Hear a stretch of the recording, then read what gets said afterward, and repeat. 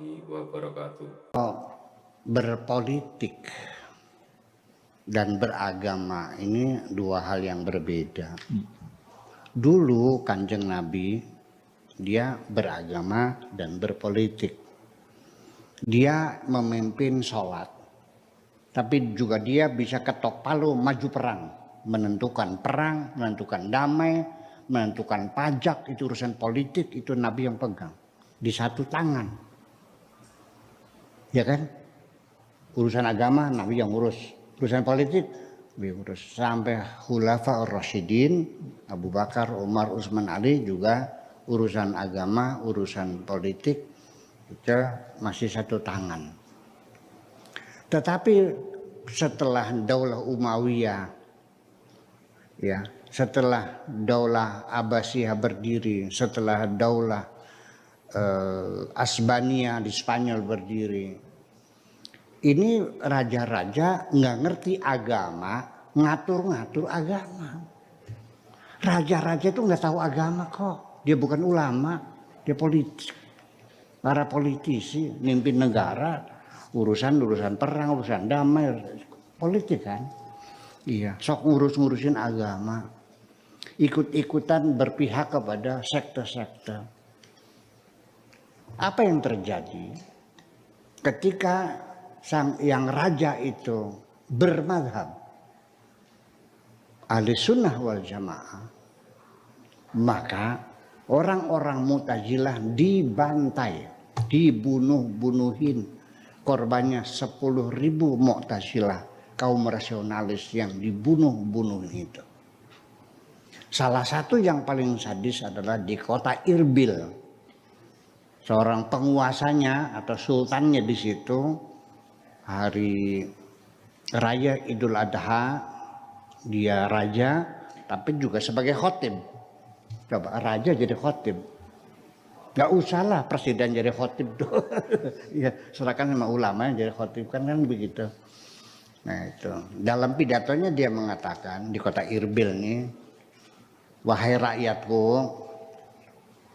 sapi, kambing dan binatang lain yang sudah diikat untuk korban, tunggu sebentar sampai saya selesai khotbah ini. Kalau saya sudah turun dari mimbar, silakan hewan itu kamu sembelih sebagai korban. Dan hari ini saya punya korban khusus istimewa, yaitu kepalanya Syekh Jaham, pimpinan Mu'tazilah, akan saya penggal hari ini. Dosanya apa dipenggal? Hanya persoalan akidah. Seseorang Mu'tazilah, akidahnya berbeda dengan kita, ya kan begitu, bahwa mereka menolak qada dan qadar, sebab pasti Tuhan tidak adil kata mereka. Kalau Allah menentukan kita ini kafir, Allah menyuruh kita beriman, kan nggak mungkin. Allah menentukan kita miskin, tapi Allah menyuruh kita berusaha. Allah menyuruh kita belajar, tapi Allah menentukan kita bodoh. Jadi kalau Allah menentukan kita melakukan maksiat, apa artinya Allah menyuruh kita berbuat baik? Kenapa Allah melarang? Itu pendapat Mu'tazilah. Sebetulnya itu adalah akidah pemikiran. Dibantai 10.000 yang meninggalnya itu. Nah sebaliknya ketika raja-rajanya bermadhab Mu'tazilah, orang-orang ahli sunnah wal jamaah dibantai juga. Termasuk imam-imam yang Anda kenal pasti ya, Ibnu Hambal sampai lumpuh dalam penjara. Abu Hanifah jadi dicambukin sampai lumpuh juga. Ya. Kecuali Imam Syafi'i yang cerdas waktu itu, dipanggil oleh raja. Imam Syafi'i, menurut kamu Al-Quran itu makhluk atau bukan makhluk? Kalau bilang Tuhan makhluk, dipenggal Mu'tazilah. Zamannya pada waktu Ahlussunnah wal Jamaah yang berkuasa. Ketika yang berasa Ahlussunnah wal Jamaah, orang Mu'tazilah yang mengatakan wal makhluk jadi dipenggal.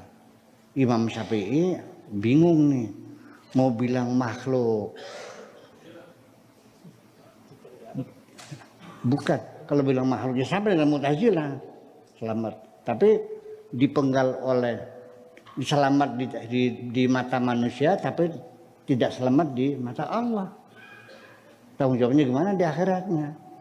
Kalau dibilang Quran itu bukan makhluk, bisa dipenggal oleh Raja Mu'tazilah, oleh Mu'tasim billah. Jadi Imam Syafi'i mengatakan Tuan Raja, sesungguhnya ini Al-Quran, Taurat, Zabur, Injil, ini adalah semuanya makhluk.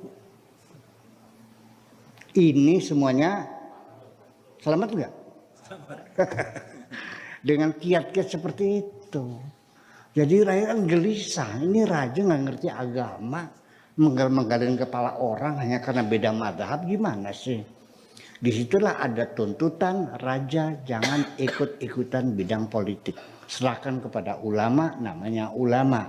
Para raja namanya umaro. Yang penting ulama dan umaro seimbang, sama-sama mengontrol. Kan begitu. Betul enggak? Jadi sekulerisme itu pemisahan. Ulama umaro bukan sekarang, kok dari dulu. Kok kenapa kamu marah-marah?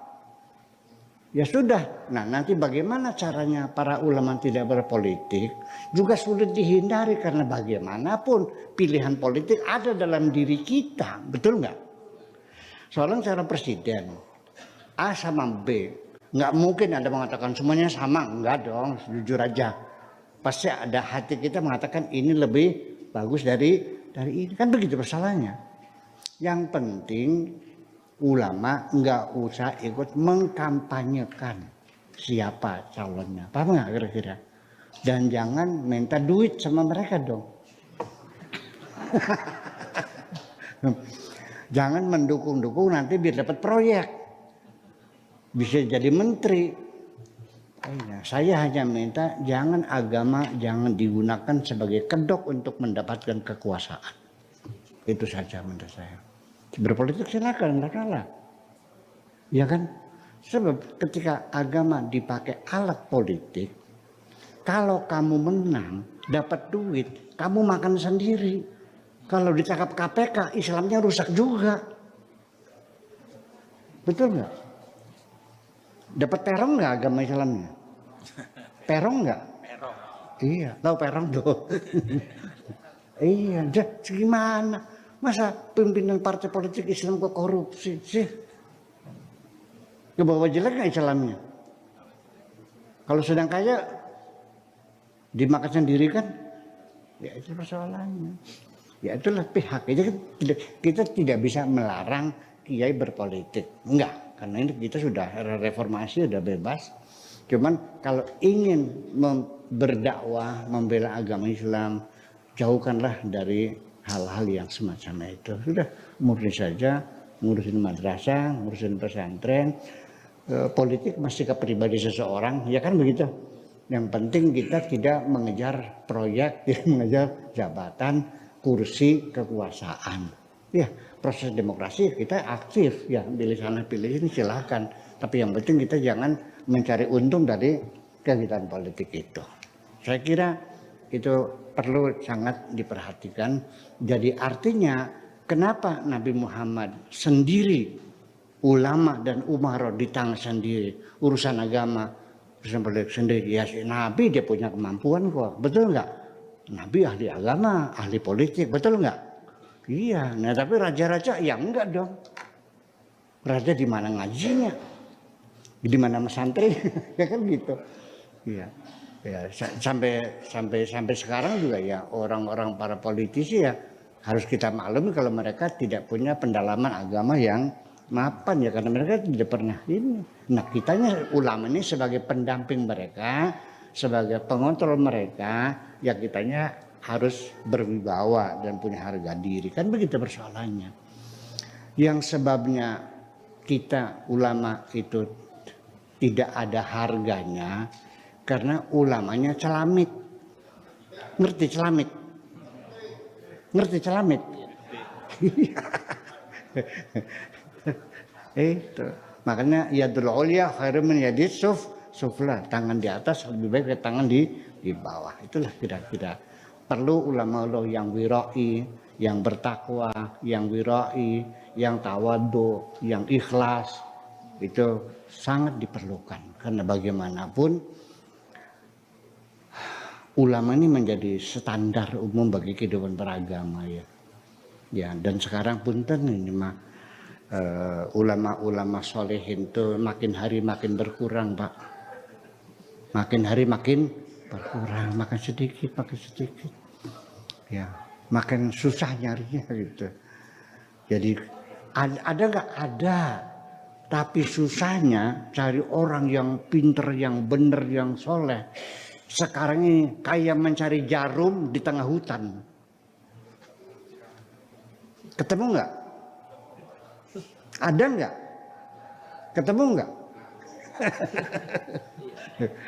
Sampai hutannya ditebang semuanya nggak ketemu juga kan? Iya, itu seperti itu semakin sulitnya seperti mencari jarum di tengah hutan. Mudah-mudahan saja dengan silaturahmi antara kita semacam ini juga akan mengingatkan kembali kita ke jalan yang sebenarnya. Itu. Terima kasih kita aja kira-kira.